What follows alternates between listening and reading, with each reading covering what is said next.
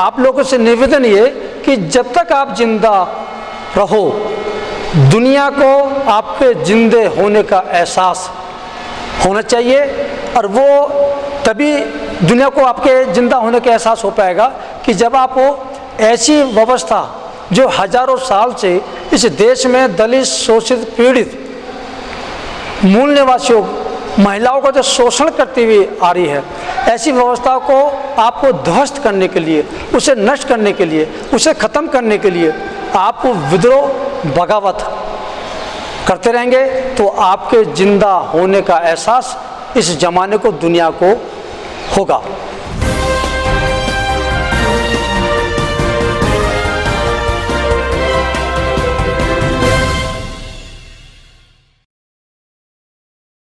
सभी महापुरुषों को नमन करते हुए और अपने मित्र राजकुमार गौतम जी को, जो एनपीटी चैनल से काफ़ी समय से समाज में सक्रिय हैं, और मैं रमेश गौतम गाजियाबाद से। अभी 6 जून को हमारे बीच में से जो श्रद्धेय बोधाचार्य जी, शांति स्वरूप बोध, हमारे बीच में से अचानक कोरोना के कहर से चले गए। मैं उनको नमन करता हूं और समाज के लोगों से मैं निवेदन करता हूं कि एक संदेश मैंने सुना है कि मौत उसी की कि जिसको ज़माना याद करे, वरना तो दुनिया में पैदा होते हैं सभी मरने के लिए। ऐसी शख्सियत, ऐसा व्यक्तित्व कि जिन्होंने अपने जीवन में, श्रद्धेय शांति स्वरूप बोध जी ने जब से भारतीय बौद्ध महासभा में, बाबा साहब के मूवमेंट में, भगवान गौतम बुद्ध के आंदोलन में जब से कदम रखा, उनके हर कदम बढ़ते रहे और इस मुकाम पर वो पहुँचे कि जिसमें लाखों लोग सफल नहीं हो पाते। वो संघर्ष, वो कुर्बानी, वो बलिदान, वो विद्वता के साथ श्रद्धेय शांति स्वरूप बोध जी ने एक मुकाम इस देश में बनाया,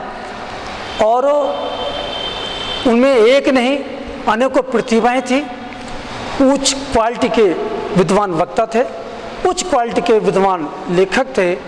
उच्च क्वालिटी के ही उनके अंदर एक जो अद्भुत जो क्षमता थी समाज को एकजुट करने के लिए। और उससे भी बड़ी बात कि जिस ब्राह्मणवाद के समुद्र में बहुजन समाज के महापुरुषों के विचारों की ब्राह्मणवादी व्यवस्था ने जो हत्या कर दी थी, तो ऐसे आधुनिक वास्को डी गामा श्रद्धेय शांति स्वरूप बोध साहब ने उस समुद्र में गोते लगा करके और अनेकों महापुरुषों की विचारधारा को उन्होंने सम्यक प्रकाशन के माध्यम से जो देश और विदेश में महापुरुषों को जिंदा किया, उसके साथ साथ अनेकों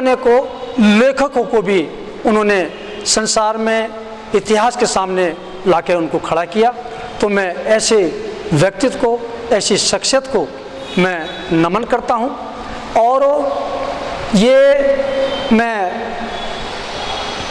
भीम ज्ञान चर्चा संघ के माध्यम से अपील करता हूँ कि श्रद्धेय शांति स्वरूप बोध जी का जो मूवमेंट, जो आंदोलन उनके जाने के बाद में ये ज़रूर लगेगा कि ठहर गया है, लेकिन तमाम बौद्ध धर्म दीक्षा समारोह संघ, भारतीय बौद्ध महासभा और समाज के अनेकों विद्वान, शीलवान, गुणवान ऐसे लोग इस मूवमेंट को, इस आंदोलन को, इस विचारधारा को कभी रुकने नहीं देंगे। मैं लोगों से निवेदन करता हूँ कि ऐसी शख्सियत